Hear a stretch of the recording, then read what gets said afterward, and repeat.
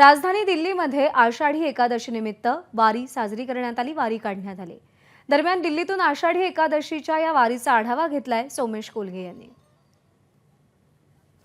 राजधानी दिल्लीतही आषाढी एकादशी निमित्त आज वारी निघालेली आहे। दिल्लीतील सर्व मराठी मंडळींनी विशेषतः महाराष्ट्राशी संबंधित अनेकांनी या वारीमध्ये सहभाग घेतलेला आहे आणि दिल्लीमध्ये गेले काही वर्ष दिल्ली मराठी प्रतिष्ठानाकडून दिल्लीत सुद्धा आषाढी एकादशी निमित्त वारी काढली जाते।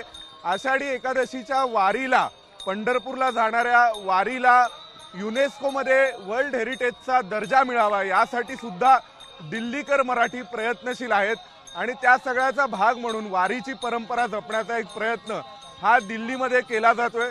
व्हिडिओ जर्नलिस्ट राजेश सह सोमेश कोलगे, एबीपी माझा, नवी दिल्ली। एबीपी माझा, उघडा डोळे बघा नीट।